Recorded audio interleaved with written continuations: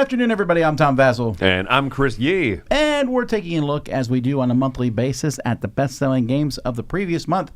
Of course, to use this data, we do not have magic telepathic powers. Towers would be cool. Tower power. Telepathic powers to contact the 800,000 people who sell board games across the world and get that information. So we use one source, which is Board Game Bliss. Mm-hmm. Board Game Bliss is a great online game store, and you can see their website here. Lots of cool games. Look at that shelf of games. But they have new games, old games, games for good deals. And so they give us their data and tell us which games have sold the best. So check out Board Game Bliss. I'm going to start off with the top 5. We're talking about data from last month. The top 5 expansions here first. Starting expansions. Okay. All right, so don't look at my screen. The first expansion is expansion for the second edition of a game that many people think came out way too fast after the first edition of the game. But the company refuses to call it a second edition of a game, even though we all know that's what it is. And that is Dune Imperium Bloodlines. Oh, yes. Okay. Well, that makes sense. Yeah. So. Yeah, Dune Imperium Bloodlines. It's a good expansion. Now it's different than the first 2 expansions. They didn't kind of repeat. That would have, I think, really made people mad. Could you imagine? Yeah. No, I mean, and this definitely leans into being an expansion for Uprising. Like you have to kind of backwards compute a few things to make it work for the original. It does. It's not worth your time to figure it out, I think. I don't think so. Number 4 is the only Marvel thing to make this list, and this is Marvel Champions, the card game, Agents of S.H.I.E.L.D. Of course, these are doing really well at this point in time. Let's see who's in this one. We got MODOK, my favorite MCU character, Nick Fury, my favorite MCU series, and okay, I'll stop lying. But anyway, that's this is one of the campaign expansions, it's not a standalone deck. No. That's why it's in the expansions. Okay. Maria Hill, and Nick Fury, and MODOK and Black. Is that Black Widow? That must be a different Black Widow. And the Thunderbolts, which are very different than they were in the movie. Do you know the Thunderbolts there? That Citizen V in the corner. Do you know that he was a secret bad guy? That was the whole thing of the Thunderbolts when they came out. It's like a new superhero team, but they're secretly bad guys. Oh, okay. That's not what the movie was about. All right, then we have Galactic Cruise Advancements. What does this do? Have you looked at it yet? Yeah. Okay, which one is this? This is, so they have variable technology. This is Expansion 1. Expansion 1. Okay. I don't know if that helped. Yeah, no, 1 and 2 both have blueprint tiles that make it trickier. So if basic Galactic Cruise is too simple for you and you want that like extra complication, then you can make it so that not all the blueprints align with each other. You have to be more specific with it. Some variable technology that increases in strength over the course of the game. I want to play these 2. I've read through them. They sound promising. Well, good news, because the number 2 is the other one, Accommodations. Okay. Honestly, this one sounds more interesting from the get-go, so I could see number 2 outpacing. It also says it has blueprint tiles. It does the same thing as the first one, but then these blueprints give you different payouts rather than having like a generic payout for everyone. Each blueprint you grab feels more unique, so your ships will be more unique. I think that's why this one's probably outpacing the other one. Okay.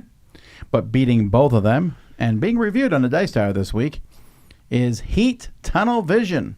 Mm-hmm. Yeah, I haven't tried this one. Sounds like the maps are good. Don't add too much, but they add a few little rules tweaks. I'm not sure what they are. That's all we need for these games. Give me a small map variation, some new cards, and we're good. Whoa, that's a long track. That is a long track, and obviously this is the one with the tunnels, right? That's kind of interesting. Okay. Tunnels isn't particularly interesting if you're watching from the stands, though. They went in the tunnel. Only one came out. I don't know what else there is to say. All right, anyway, those are the top 5 best-selling expansions. Let's take a look at number 10 through 1 here of board games. All right, so number 10 for board games, this is a big, giant board game that was incredibly popular at Dice Tower East last year on a Hot Games Room table, to the point where I'm putting it on again this year. Oh. It was also on West Hot Game Room table. It takes a long time to play, which is one of the reasons. It wasn't Galactic Cruise. That wasn't out at Last East. What No, is it this wasn't. one? It was Slay the Spire. Oh, yeah. Okay. Slay the Spire is just really doing well. People are enjoying this game. This is probably the most successful, as far as I can tell, the most successful of a port of a video game that was basically a board game anyway. It's fair, right? But those games don't always translate well because you might tend to lose some of the automation. Yeah, well, this one did well, and people are still loving it. Very cool. It's also one of the biggest games being sold for this top 10. Then we have Parks Second Edition, which... Is this out? This isn't a pre-order. This is actually shipping? It might be a pre-order that people are buying. I didn't check to see if they were pre-orders or not. Oh, okay. But it did sold a lot. Yeah, this is interesting. I don't know how different this is other than its looks. It looks really different. I mean, I'm sorry. The game doesn't look very different. The look of the art is very different. Yeah. Is what I mean. I actually don't know which one I like better. Yeah. I was very surprised to see the different cover. I'm assuming they lost the rights to use the 50 state, whatever that stuff was. Yeah, the actual parks and stuff There's licensed. now national one parks. artist, Josh Emmerich, who's done Caper Europe, Campy Creatures. I think I like the look inside the box more than I like the box on this one. But, I mean, that's cool to see that this is still getting this much love after it's been out for so long. You know, the original Parks has been out for so long. Yeah, I think his card artwork is fantastic. Yeah, it looks great. All right, now this one, there's no way you're going to guess number 9 because this game hasn't been in. I don't even know why this is on the list. Maybe there was a sale. It's one of my favorite games. It's a Rosenberg game. Oh, is this like Le Havre or something? It is. I don't, Okay. I did not do this. I don't know. I don't know do what this. Not my fault. Tom Vassel. Yeah, I don't know why Le Havre is on the list, but maybe there was a recent reprinting of it and people were able to get it. Yeah, I But don't know. I'm glad. It's a great game. This is the only game on this list that's like old. The rest of them are all brand new stuff. Yeah, it makes sense, right? For a big online retailer, multinational like this, might have been a sale or something. But cool to see this still an evergreen. Speaking of evergreen, this next one was also very hot at the same time last year, to the point where I added it to the Hot Games room at Dice Diaries, and I will be doing so again because it's still hot, even though no one here at Dice Tower is in love with the game. Harmonies. That's correct. Okay. I like Harmonies fine. But I think Wendy likes it the most out of everybody. are you in love with it? No. Okay. Well, For those who couldn't hear on camera. are you lucky? No. Harmonies is fine. Well, it's actually a really good game, but it just keeps selling well. I don't think this is Azul level, but this is definitely making a big splash Bigger, I to think. be multiple years in a row. I agree. Yeah. Bigger than I was expecting. And cool. Kudos for it. Even if I find it okay. But, man, yeah, people really like it. And something about building up those stacks and the tactile, look of it all. Nice. Glad it's doing well. Number 6 is a game that is a slow burn. It was not super popular when it was released at Gen Con last year, but has grown in popularity. I saw it being played at the Bash. It's a game I love a lot, and I'm pretty sure you like it a lot too. Deduction game. Oh, is this Bomb Busters? Bomb Busters, it is. Yeah, it's funny. It came out to a decent amount of notoriety, but, I mean, the amount of buzz around it was quite small compared to people saying this is in contention for some people's game of the year, I feel like. We went to Ravensburger booth, and they had Bomb Busters, and they were like, there's Bomb Busters, but also look at this other game with these. I can't remember what the other game was. It was like rotating tiles. It was a That Kiesling was game or something. Intarsia, yeah. Intarsia. And everyone was like, oh, Intarsia.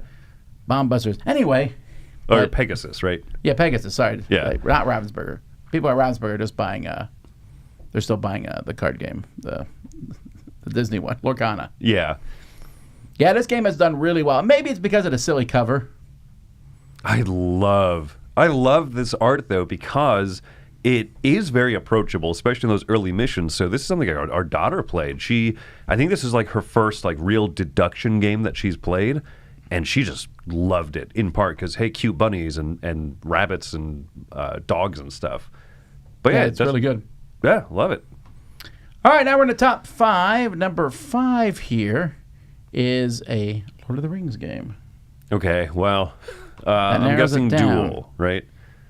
You are wrong. It is the Fellowship of the Ring trick-taking game. Hot dang. Okay. I hear people say hot dang very often. But anyway. I'm an old soul, Tom. You played the whole thing, right? Yeah. Yeah, we played through the whole thing. We did a deep dive video on it, talking chapter by chapter, all the spoilers. It gets really cool. If you play the first 4 chapters and you're like, nah, this is basically just the crew, like, you deserve to at least play chapter 5. Why was Bonnick screaming at me one-trick pony in this game? Is Build a Pony... The Build a Pony is a character. Yeah. Does he win in one trick? Is his mission only one trick? Probably. So he's a one-trick pony? The game is Did full... you miss this? I think we did miss that.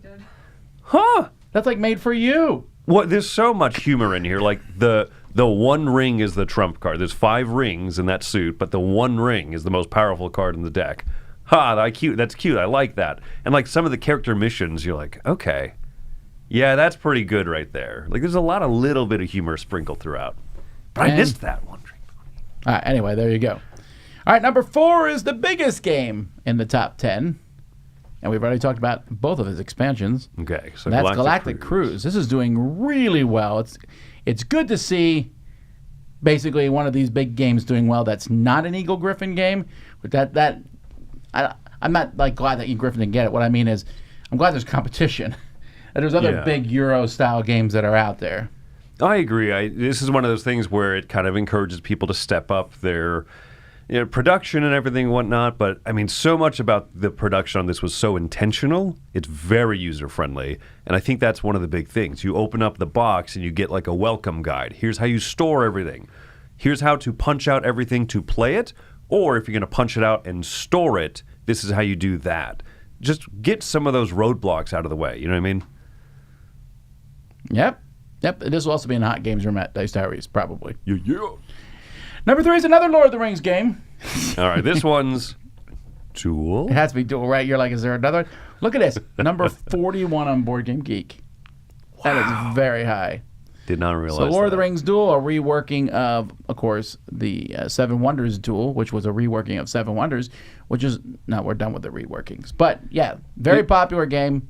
That's 2 Lord of the Rings games in the top 10. This IP is pretty hot, actually. Yeah, I'm trying to think. So Brass Birmingham is a spin-off. This is a spin-off, right? But this is like a spin-off of a spin-off almost, which is odd that it's that successful. That's great, man. Very rarely happens.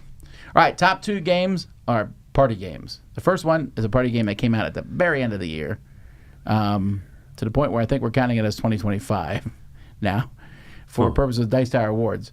But this is Ito. Very pleased to see this. Ito, great party game, 1 to 100 cards, and you're just trying to put them in order cooperatively.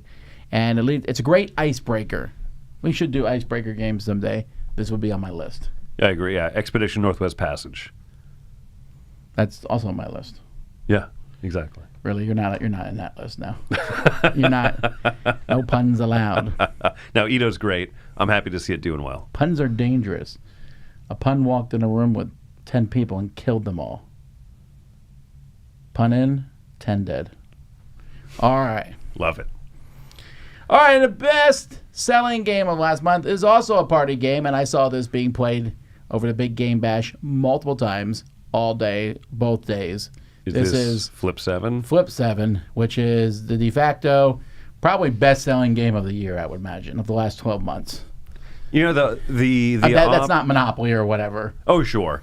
Yeah, I mean, the op really leaned into it. They put on the box the greatest card game ever made or something. Which they did tongue-in-cheek, I'm sure. Sure, right. But that's still a bold thing to put on your box either way. But you know what? If it's selling this well, if it keeps this pace, I think the game is fine. It's fun.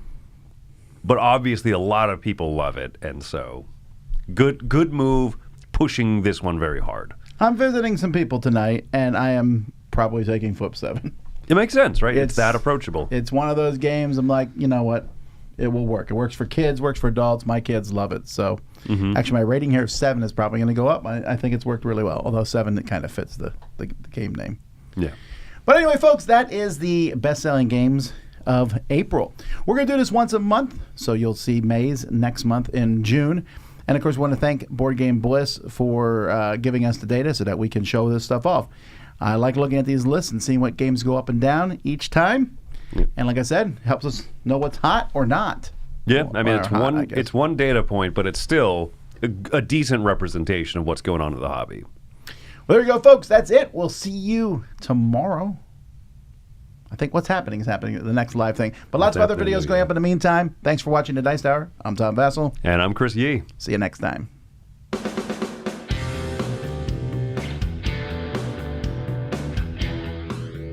Hey folks, thanks for joining us for that video. If you haven't yet, like the video, subscribe to the channel, and hey, make sure you check out what's happening, where I'll cover an app on an iOS or a Switch device, and you can check it out along with me. Thanks very much.